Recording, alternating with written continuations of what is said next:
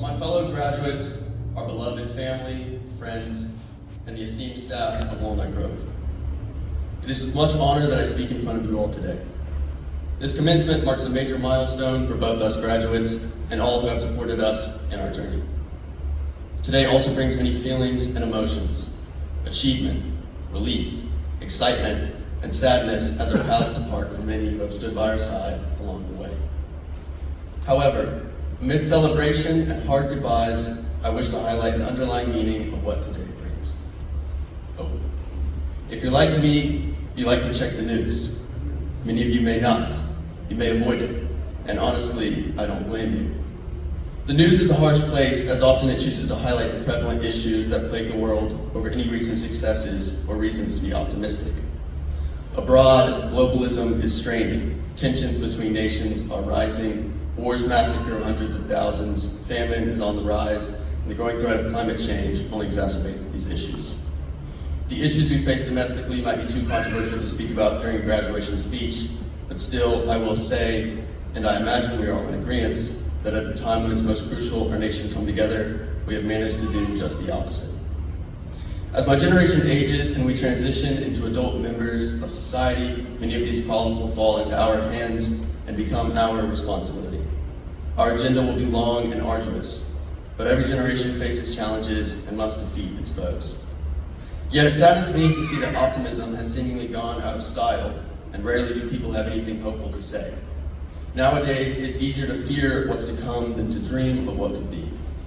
Fortunately, in my case, I've been very blessed.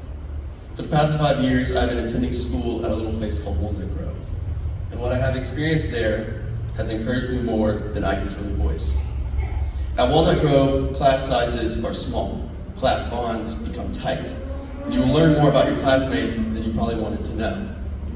But ultimately, without the privilege of choosing and picking friends, you discover the beautiful complexities of the people around you. Graduating with me today are 7 young men and women who I've had the opportunity to know very well. We share different perspectives. At times we don't agree. Not always are they well informed. Yet the fact is, despite any disagreements, I care for each of them and I trust them.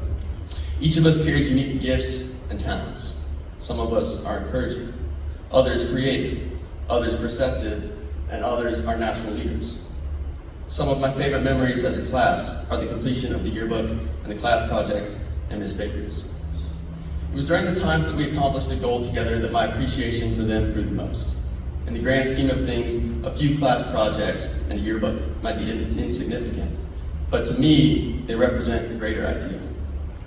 Place the 8 of us in a public school with thousands of students, and the chance that we would all find each other and become a friend group might be small. In most cases, you will get the liberty of choosing who you spend your time with, who influences you, and often who you work with. Time and again, we choose to identify with what is familiar to us and listen to what is comfortable to hear.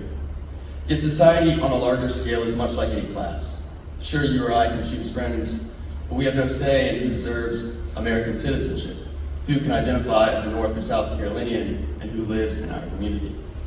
In November, each of our votes will count the same, and one's opinion won't matter more than the next. The question posed to my generation is not if we are capable of being leaders, intellectuals, creators, and encouragers. Anyone with a relationship to at least one of the 8 of us, I'm sure, can testify to this point.